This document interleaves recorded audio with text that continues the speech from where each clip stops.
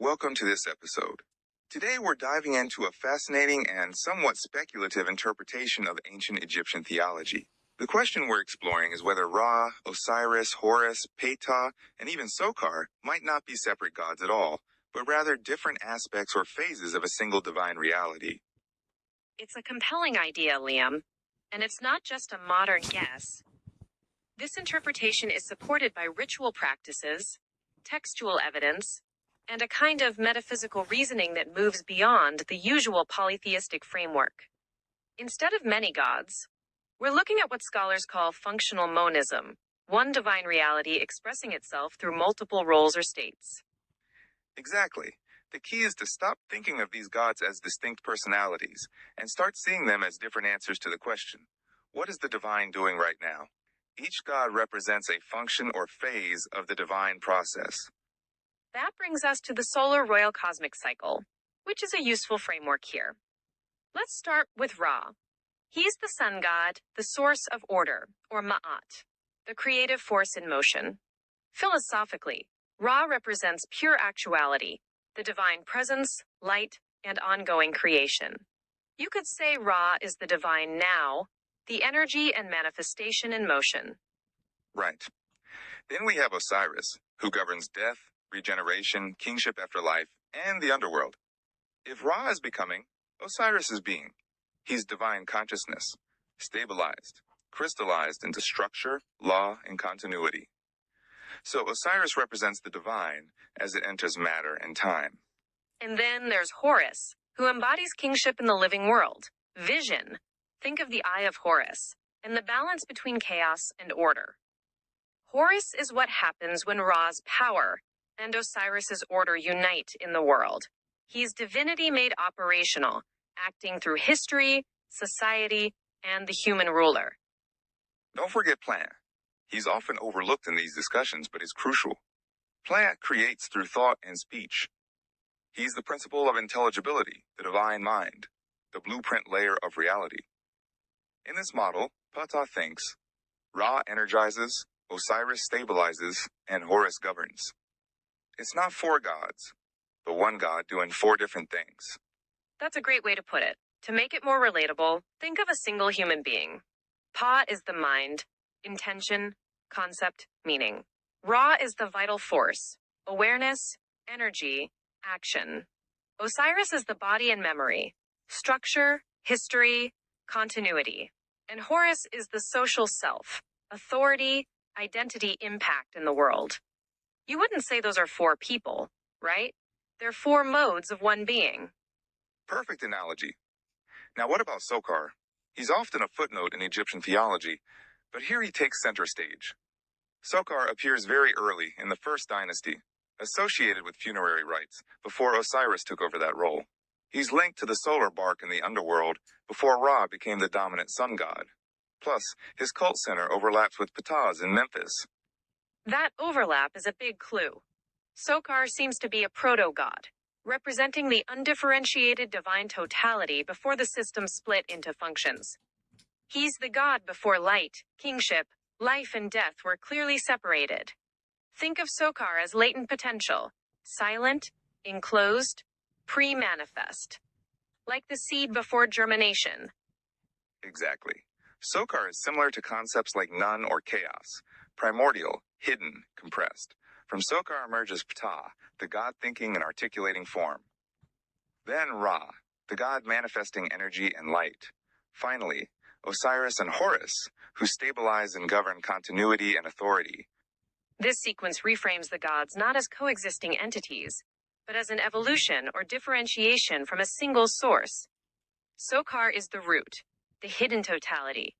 Ptah is thought. Ra is energy and manifestation. Osiris and Horus represent continuity across death and life. And this leads us to compound gods, which are not just convenient fusions, but metaphysical reintegrations. Pa-Sokar Osiris appears in funerary texts and temple contexts, deliberately fusing intellect, hiddenness, and regeneration. It's a cosmic cycle in one divine name: creation, concealment, and rebirth. Sokar is the glue here. Pahat and Osiris alone feel too clean, Ra and Osiris too dual. Sokar bridges Ptah's abstract intelligence and Osiris's mythic death.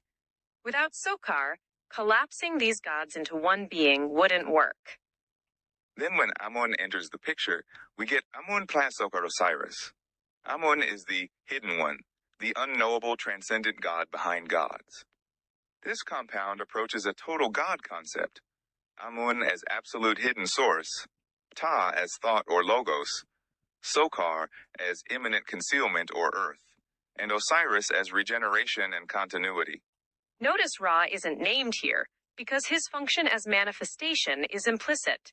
This layered unity is less about polytheism and more about metaphysical oneness expressed through layers.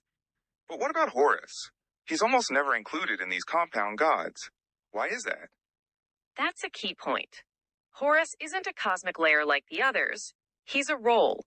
He represents kingship in action, legitimacy, succession, and authority in the visible world. He only exists when there's a throne to sit on, so Horus activates the system rather than constituting it. So Horus is the moment of reintegration, the divine unity governing reality. The sequence goes: Ptah thinks, Sokar holds, Osiris endures, Amun transcends, and Horus rules. Horus is the merger expressed politically and ritually. And there's an important distinction between Horus the Elder and Horus the Younger. Horus the Elder is cosmic, solar-adjacent, pre-dynastic, fitting with Amun as Sokar, before Osiris's role is central. Horus the Younger is dynastic, funerary, integrated with Osiris, becoming the eternal king and cosmic monarch. That explains why Horus becomes the eternal king in later theology. He's the political and ritual expression of divine unity, kept outside the metaphysical layers because merging everything into Horus would centralize divine power too much. Which brings us to why Egyptians never explicitly collapsed these gods into one. Their religion was ritual and functional, not abstract or systematic theology. People prayed to Ra for renewal, Osiris for death and continuity, Horus for order, and Ptah for creation or craft. Collapsing them into one god would have political and ritual consequences. Horus's divinity was politically sensitive. Merging everything into Horus would collapse priestly power into monarchy and break cult plurality. Then Akhenaten's Aten theology comes in as a radical simplification. Aten is Ra without Sokar, Osiris, or Horus. It's light without myth, power without genealogy, creation without underworld, kingship without Osiris. Death and afterlife fade, and the king becomes the sole intermediary. Aten is monism without depth. The one shines.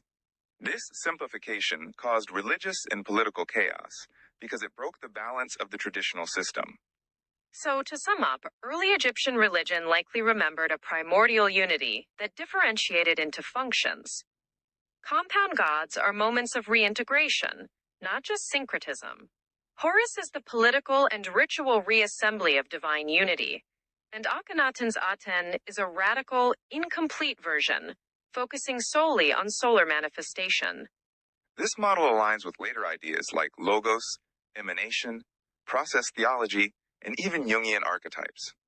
The layered unity of Amun, Ptah, Sokar, Osiris represents hidden source, thought, concealment, and regeneration. The gods are less a pantheon and more a cosmic process unfolding through time, death, matter, and meaning. It's a rich and fertile way to think about Egyptian theology, especially for those interested in speculative and philosophical interpretations. And the human analogy really helps ground these abstract ideas. Absolutely. It invites us to see the gods not as fixed personalities, but as dynamic phases of one divine reality. That's a profound shift in perspective. Thanks for joining us in this exploration. We hope it sparks new thoughts and questions about ancient Egyptian religion and its deep metaphysical layers. Until next time.